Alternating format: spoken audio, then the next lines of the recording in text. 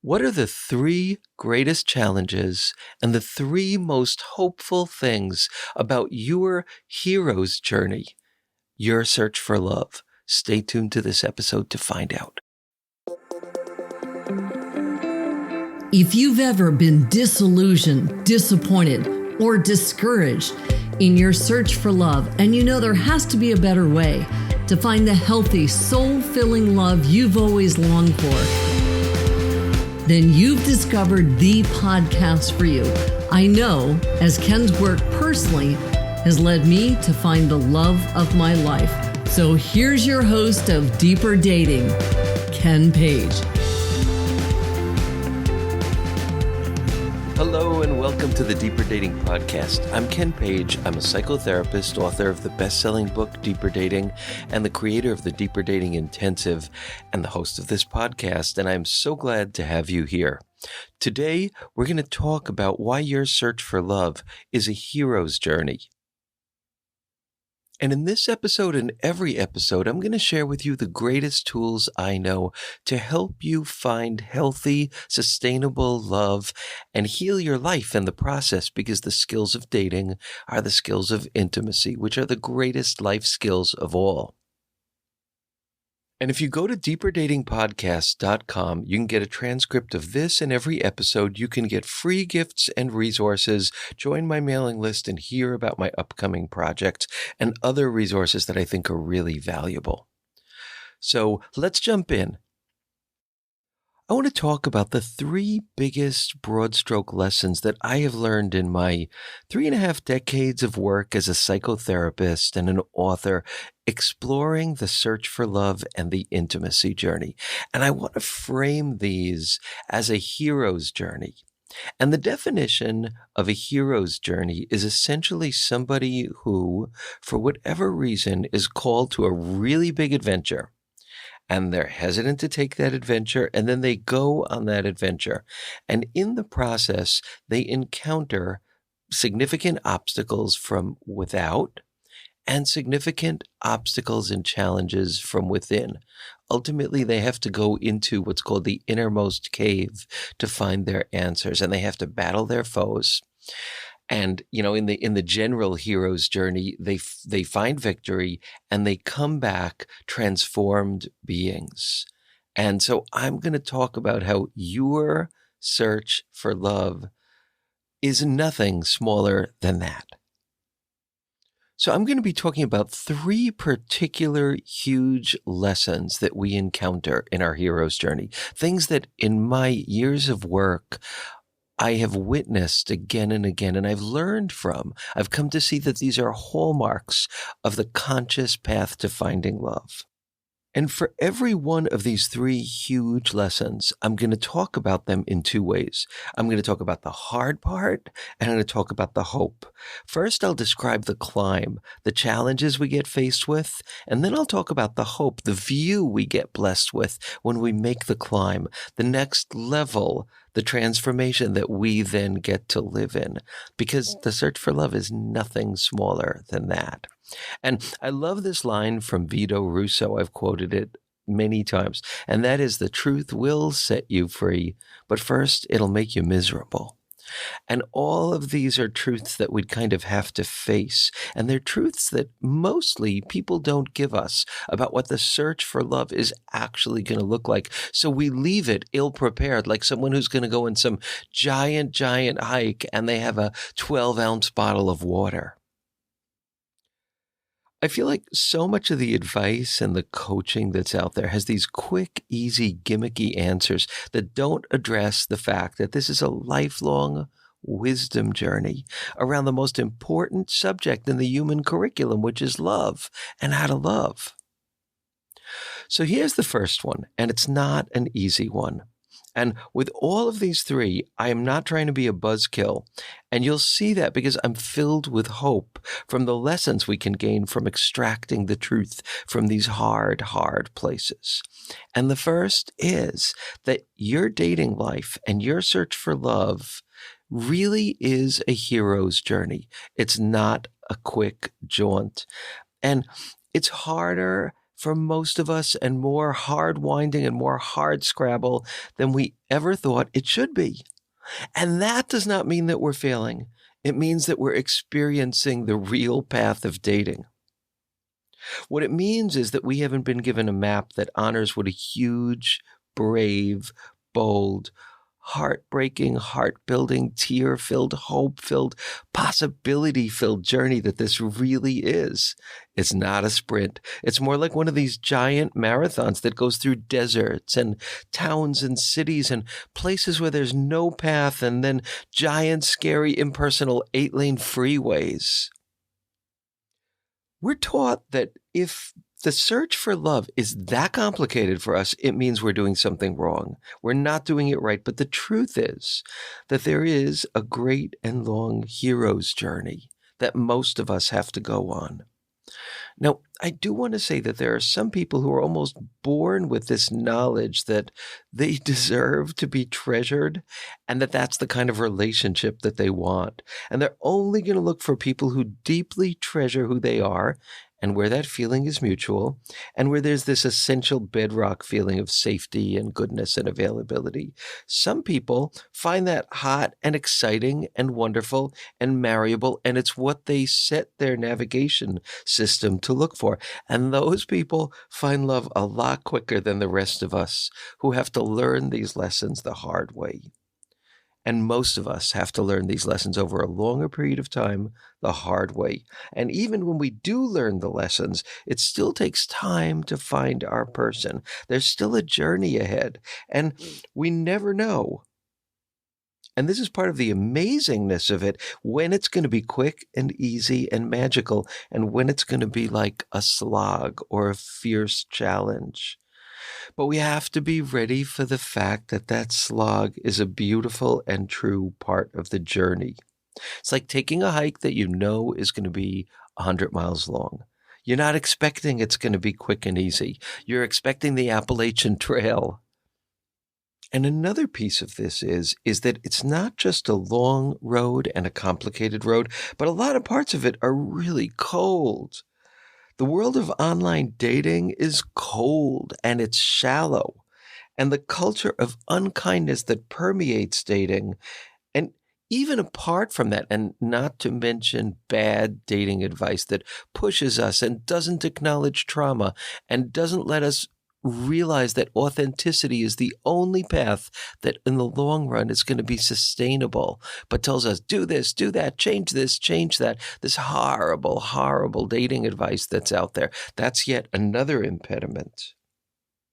But even apart from all of that, even in the best intentioned, most conscious dating, the heartbreak that can happen when you fall in love with somebody and they're not available, or they're not in love with you, all of those sadnesses and difficulties are part of this hero's journey to find that which research says is the single greatest determinant of your happiness, even more than health. And it's the quality of your spousal relationship. And what research shows is the most toxic thing of all, which is unremitting loneliness.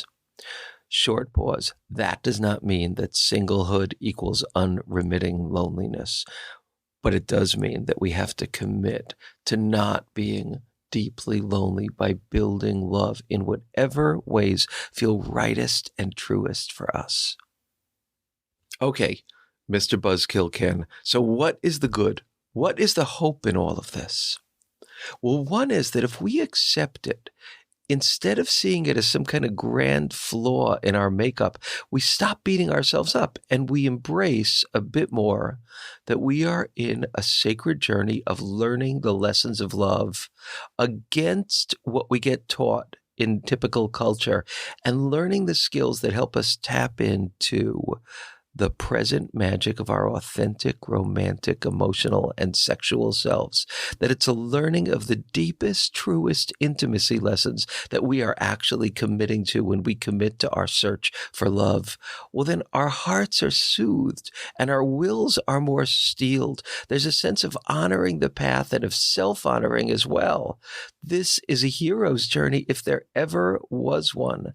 And that's something that I have seen because in addition to doing the therapy work that I've done and the coaching and the teaching, I've done intensives. I've done 16 intensives, which are 6 months long with small groups of people who are committed to doing the detailed, careful work of this intimacy journey in a very focused and supportive setting. And in that kind of pure environment, I've seen so many of the patterns that emerged that I didn't see as clearly in my decades of work just as a therapist. And actually, these next 2 cohorts are completing, and I'm beginning to interview for the next one. So if that interests you, if you want to explore that, you could just go to deeperdatingintensive.com to learn more. And that's my little plug there for something very, very precious and amazing. But one of the things that I've learned in doing these intensives is that our head tells us that this needs to be a kind of quick path and we need to get over things that hurt us quicker. But our heart doesn't get over things as quickly as our head tells us to get over things. And this is something I see in this kind of distilled environment that's almost like a laboratory of people just focusing on their search for love. And I've seen people learning these lessons, doing this work, entering into a potential new relationship. Let's say it's what I call a stepping stone relationship, as opposed to the lasting relationship. So it doesn't end up working, even though they were really hopeful because they could see that they're really changing and they feel like, well, okay, so this failed, but I should be able to just march on because this wasn't the one. And I'm learning really good lessons and I'm growing and I'm committed. So I should just be able to let this go and move on. But their hearts are grieving and they have self-doubt and there's a level of pain. And I think it's important that we remind ourselves that our heart can be wounded by the coldness of this journey, by the disappointments of this journey. And it doesn't mean that the journey's going to end. But it means that we need to learn to hold our heart with cupped hands, as I call it. In other words, with a sense of treasuring and a sense of space all at once. And we need to understand that the journey doesn't move straight ahead, that we have periods where we need to stop and care for ourselves, where we may want to pull back, where we may want to say no more online dating for the present time, where we need to take care of our hurt hearts and our broken hearts. And one of the ways that we do that is by learning the skill of self-compassion, which is one of the hero's journey skills. And the other way is by remembering that sometimes the hurt of this journey can feel so bitter that it's not meant to be held alone. And we need a community, a team, a group of caring people with whom we can hold our heart until it heals and renews and has gained new insights and new lessons. And then our heart feels strong enough to march on again. And that's something that the intensives have really helped me with because I see kind of like these distilled patterns. And that's one of the big learnings that I've had in recent years is that we need to stop and take care of ourselves on this journey because our hearts hurt from some of the things that happen. So the hope is there that as we learn to hold our heart in wiser, more caring ways, we learn the skills of interdependence, realizing that our grief cannot be held by hands that are judgmental and demanding and holding a whip against us, that our grief and our hurt and our humanity needs to be held with kind hands and held by others as well. A really wise person I was talking to recently said that to me in a pretty direct way. She said, Ken, sometimes I feel you treat yourself like a horse, a workhorse that never gets a break. Like the horse is meant to do a job and you move it on and on to do the job, but you don't stop and groom it and take care of it. And you just keep expecting things of it. She said, be kinder to your horse. And that was very moving and very true. And so that's one wisdom piece that we learn in heartbreak and disappointment, which we all damn well know is part of the dating journey. That our heart needs to be held by wise others as well for us to learn these lessons. And that's the same lessons that we learn when we're in an intimate relationship and we want to push our partner away because our hearts are hurting, maybe because of them or maybe because of the world. But instead, we move closer instead of pulling away, and we ask for help and we ask for support. And when we learn that lesson, it is like one of the grand lessons of the intimacy journey. So here's the second lesson. To do this work, we have to confront the parts of ourselves that we thought we had to get rid of and actually learn to treasure them. And that is hard. And this is the stage in the intimacy journey that is known as facing the inmost cave. This is the internal part of the journey that is like part of why this is so brave to decide to consciously tackle this work. Another way to say it is that this more complete path to finding healthy love means that we need to change our self-abandonment patterns. We need to learn not to abandon ourselves. And what is amazing about that is that the first parts of ourselves that we jettison are usually the parts that are the most us. But they've gotten us into trouble because they were too big, or they were too tender, or they were too different. So we learn in deep ways to suppress or at least airbrush these very alive, intense, essential parts of ourselves. We see them as something we need to get rid of, like a curse, instead of a part of ourselves that touches on the transcendent, that's deeply important, that's essential to who we are. But like most points of genius, much of the world doesn't understand. And kind of like Helen Keller, who was brilliant but separated from the world and needed help growing into a full and rich person who could express what she had to express, even with all her challenges, those parts of ourselves will never be shut away. They need to be heard and honored, because here's the amazing formula at the center of this journey. That these deepest parts of ourselves, until they're honored and helped to grow, until they're championed and mentored, and learn to recognize their own genius and possibility, until that happens, they will lead us again and again to be attracted to people to whom we have to prove our worth, which never works and which is the path to pain, period. These parts have magic, and that's the good part. They are your beauty. Just like in the animal kingdom, animals kind of need to know and show their particular unique animal splendor, whatever that is, to woo a mate. These core gift qualities in you that are so essentially you, so close to the heart of your being, as much as you've been told that they're not right, or they're different, or they're too much, or they're not enough, they're your magic. And when you learn to show them, and you learn, and they get more comfortable being seen and expressed and shown, and they start believing in themselves that maybe there are parts of the world and romantic partners that want these parts of us, that maybe there are really possible romantic partners out there who will crave these qualities and adore them in us. That's the miracle. And that's when we find ourselves and claim ourselves.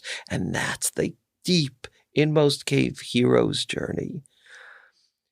And when that happens, we become more fierce, more discriminating, more loving, and we emit whatever that magic is that we have so much more fully now when we embrace our core gifts.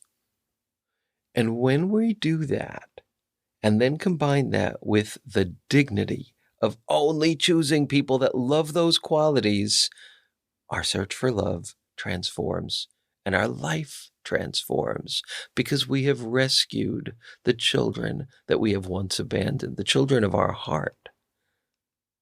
So just stepping back to have some awe about how this, one of the most important journeys in our lives, is actually structured. How amazing that this is the architecture of the wiser search for love and of being human, that the very qualities we think we have to hide are actually the parts we have to reclaim and honor. The qualities we thought would push love away are the qualities that hold our unique brand of mating magic for the right people. That's amazing that the universe, that humanity, that our life story is constructed in that shocking hero's journey kind of way. Edward Hallowell says, and I love to quote this, "The child who needs your love is not the one you pictured you should have, but it's the one standing in front of you right now." That we have to confront our shadow qualities, the ones we're afraid to show, and we have to reclaim them and stop abandoning ourselves around them if we are going to find healthy love. It's almost like the secret key is, until we learn to do that, we're not going to be able to find love. To get that prize, to get that reward, we have to do this deep, deep, inmost cave work. That's kind of awesome. And I just want to say, too, is that the key there is, again, in interdependence, because we desperately need people who can teach us the worth of these parts of us just by the way that they enjoy these qualities in us or treasure them or champion them. We have to have those people. They save our lives. And even now, if you could just take a minute and think about who are the people who have been able to do this for any of your core gift qualities, or animals, or places in the world where you could go, where these parts of you felt safe and seen and delighted in. And back to Edward Hallowell, who wrote this exquisite book, The Childhood Roots of Adult Happiness, and who said it so well. He said that apart from the basic necessities, if a child is going to thrive, two particular things have to happen. That we as their parents have to be able to delight in them, and they have a felt sense of our delight in who they are, and that we teach them the skills of mastery. And in my opinion, the third one is that they learn to find their tribe, those precious people who get them and appreciate them, period. That's one of the absolute greatest secrets of happiness in life, period. So the third challenge, this wild twist in this road, is that most of us are built to be attracted to people who don't love us for who we are. Harville Hendrix captured this really well. He said that the people who attract us like so deeply, like the 9s and the 10s, like we feel sick inside with desire, they do so in part because they embody the worst characteristics of our primary caregivers. And we have like a need to go back to the scene of the crime to finally get them to love us right, if we can ever let ourselves feel worthy. Which is not the best way to actually make ourselves feel worthy, but it's deeply embedded in our psychology for most of us. It's part of the way that our mating instinct is so profoundly connected to our psychology and our personal growth. Those kind of relationships, which I call attractions of deprivation, are like quicksand. When you feel like you have somebody who could love you, especially if you're attracted to them and they show signs that they do have feelings for you, and then you can feel that for whatever reason, they kind of decide you're not interesting enough. You're not important enough. You're not sexy enough. You're not special enough. They're just not that into you. It triggers this intense mechanism of survival, which makes us feel like these are the people that could save us, that if they loved us, we would have it all. If they loved us, we'd have love. We'd have happiness and contentment. If they loved us, we'd be sexy, lovable, and desirable. But it's not happening. So there's a deep flaw in us, and it touches the deep wounds where we have felt abandoned and not loved enough by the world. And this is our kind of survival, deep down way to fix that. But it's a path to pain. And there are very few words that can capture how deep that entrenchment can go, how many years we can lose, how many pieces of our lifetime, how many friendships, how many relationships, how many possibilities for a healthy future we can lose because it's so hard to let go of these people. So what do we do with that? And this is where the hope comes in. We can't force our attractions, but we can educate them. And when we do, we change our magnetic field around romance and love in amazing ways. And this is really true. And to me, this is the closest thing to a miracle that I've seen in my decades of work. And I talk about it in almost every podcast episode in a different way, because it is the blueprint of this path to finding love. So these attractions of deprivation, they're like one of the stickiest, hardest places to get out of. Like if this dating game was a game board, this would be the spot where you do not want to end up, because turn after turn after turn, you're going to be stuck in the mud. You're not going to be able to leave. It's like a really bad place on this board.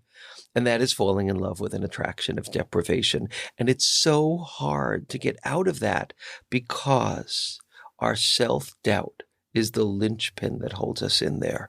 It's the linchpin of why we can't leave, because it feels like that person holds the salvation of our feeling worthy and sexy and desirable and having a home in the world. And who can give that up easily? And I think in my work as a coach, there is nothing harder to change and shift than that. And this is a little bit of a tangent, but it's a really, really important one. When we're willing to turn ourselves inside out, to face this and to change it, the ways we run from love, because being an attraction of deprivation and committing to that means you're running from healthy love. When we do that, when we're willing to face and turn ourselves inside out to be able to achieve our goal of finding real love, magic happens. And it's brutally hard. It is humbling to make this decision that we're kind of knocked down to our knees. Like we recognize that now we need to be a student. We need to be a student of what's not working, a student of our fear of intimacy, a student of what we need to do to heal ourselves. And when we do that, when we're willing to get down on our knees, face this and commit this like terribly hard thing to admit that we're pushing love away. When we are able to do that, that is where we get this huge bang for our buck in our hero's journey of searching for love. It's where we shoot ahead. It's when we can actually admit that we're pushing love away by choosing the wrong people, or by getting lost in the internet, or by swiping mindlessly for hours and hours and hours a week, or by drinking too much, or being too controlling, or too judgmental, or allowing too much bad behavior. When we admit this and commit to turning ourselves inside out, which this journey asks us to do, it's like we get a power boost in our journey, and new doors open up when we do it. When we face the fact that part of us is actually fighting love, and we can actually list and name and understand the choreography and the mechanisms of how we flee love, which is part of this hero's journey that nobody gets to avoid if they want to keep and find healthy love. And we say, oh my God, I have to learn to change this. I have to learn to shift my behaviors.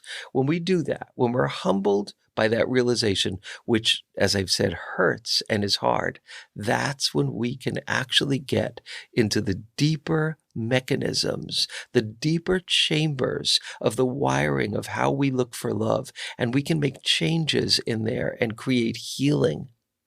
And this is what I've seen in my intensives and in my work with clients, but maybe particularly for the reasons I described in the intensives. What we focus on is the importance of facing this and doing that rewiring.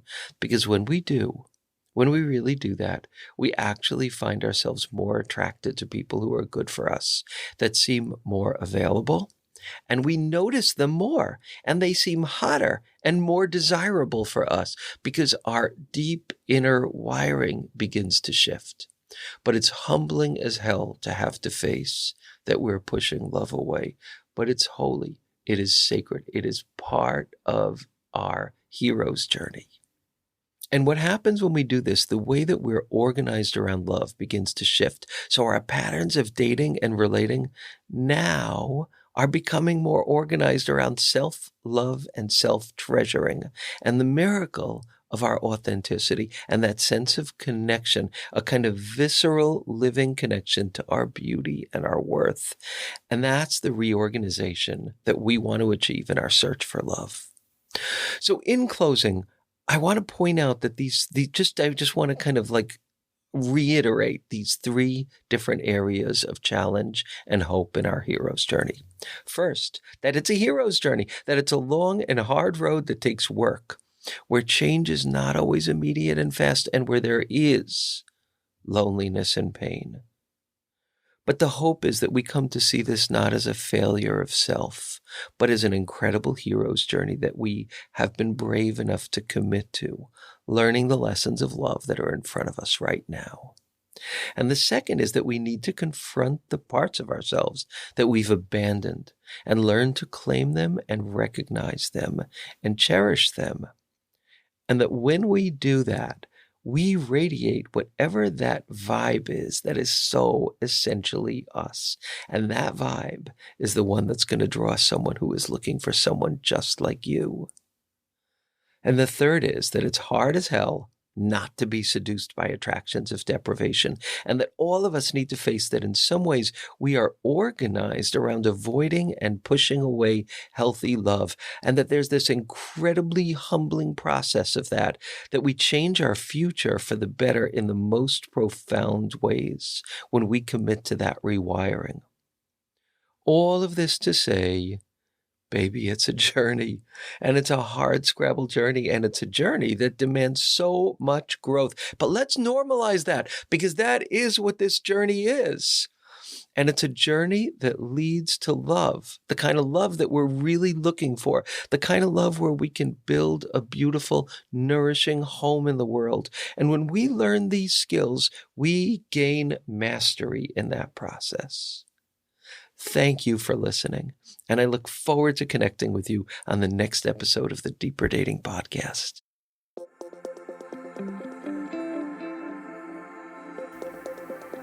And that's it for today's episode of Deeper Dating. Be sure to go to deeperdatingpodcast.com, as Ken has a few more gifts for you. Then join us on the next episode.